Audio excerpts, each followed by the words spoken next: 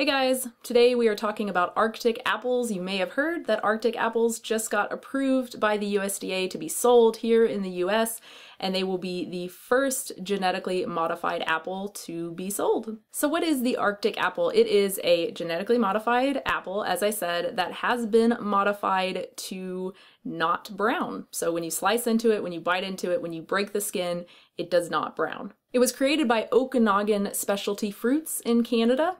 And here is the simple way that they describe it on their website. I'm sure the process is very, very difficult, but it sounds rather simple. Like I could totally do it, right?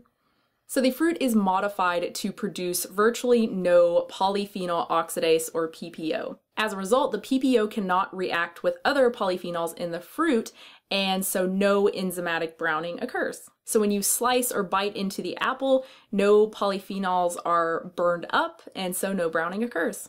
Now, according to Mike Adams, aka the Health Ranger from NaturalNews.com, Arctic apples are bad news for 5 reasons. So Mike says that suppressing the PPO gene may reduce the fruit's nutritional polyphenols, which might strip from the apple many of its health-promoting qualities. Why does he believe this?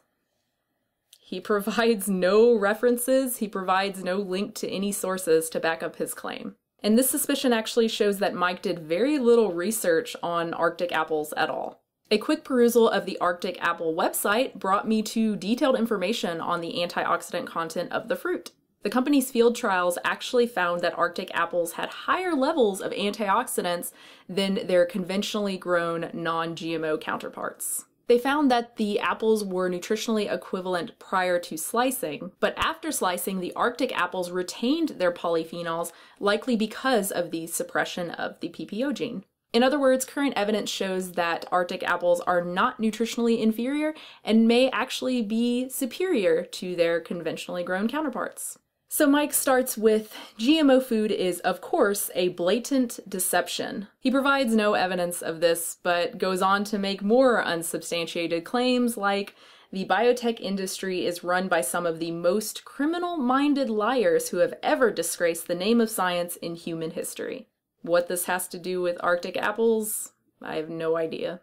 Then Mike goes on to question the character of the president of Okanagan Specialty Fruits, Neil Carter. Since the GM industry is inherently corrupt, I guess Okanagan Specialty Fruits must be too, I guess. So his main beef with Arctic apples is labeling. The company has said that they will not label Arctic apples as GMO. They will be labeled Arctic apple, but they will not be labeled as a GMO food. Mike is against this because, as he said, it will damage consumer trust in all apples. He says that eventually many consumers will not be aware of or not remember which brand is GMO, so they will simply shun all apples and choose some other fruit instead. Number one, that is a pretty grandiose claim with, again, no evidence, no links to any sources, nothing to back it up. Number two, Mike must think very little of us if he thinks that we're too stupid to remember the name Arctic apples or too lazy, I guess, to research it for ourselves. He goes on to say that the only way to prevent this from happening is to require GMO labels of all foods to restore a free market approach that allows consumers to support the companies they wish to promote. First, I'm not sure he knows what free market means. Second, how does not labeling a product as GMO disallow consumers from supporting the companies that they want to support? If you want to buy from organic, non-GMO companies, you can easily do so. Because of market demand, those companies label themselves as organic, as non-GMO, as a way to distinguish themselves from the competition. Having Arctic apples and other GMO foods on the market won't change that. If anything, it will promote more labeling of non-GMO and organic foods by the companies themselves, again, as a way to differentiate themselves. Third, with articles like this one, is it really any wonder that companies like Okanagan Specialty Fruits don't want to label their product as GMO? Natural News and other sites have done a pretty great job of demonizing genetic modification based on what? Little to no evidence. Finally, Mike says that he will stick with nature and natural apples because we don't need profit-driven, short-sighted corporations mucking around with the genetic code of these natural gifts and putting the ecosystem at risk as a result. So this is the naturalistic fallacy at work. Nature is good, unnatural is bad. We can't ever improve on nature because nature is perfect. I'm sure he typed that on his natural computer, sitting in his natural chair at his natural desk, eating his totally natural, not at all cultivated, selectively bred, or hybridized apple.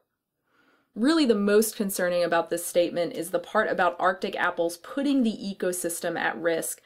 Again, this is another grandiose claim with nothing attached to it, no proof whatsoever. So that's the article. It's not very good, as you can see. A lot of preconceived notions regarding GM crops and the GM industry as a whole, and seemingly no real interest in the actual product, the actual issue at hand, Arctic apples. So personally, I'm pretty excited about Arctic apples. As someone who eats a lot of fruit, as many of you know, I make fruit salads a lot, and I would love to be able to make a fruit salad with like chopped up apples and save it for later, right? Like I can do that now, but I have to eat it kind of immediately because it's gonna brown really quickly.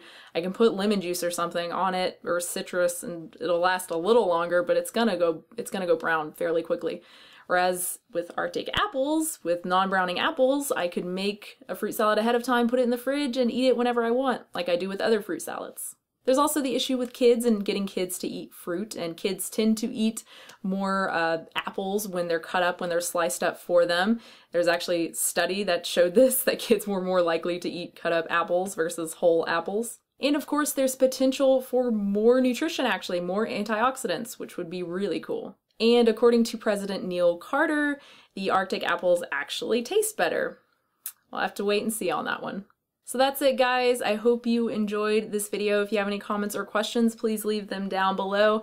And don't forget to check out the Arctic Apple website and check out the AMA that they did, that Neil Carter did on Reddit. I've included the links in the description. They are very interesting.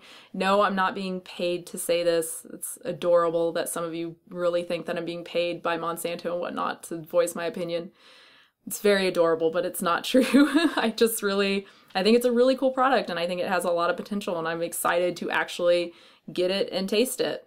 That's really it. So thanks again for watching. Don't forget to subscribe if you're not subscribed and you like this kind of thing. And I will have a new video very, very soon.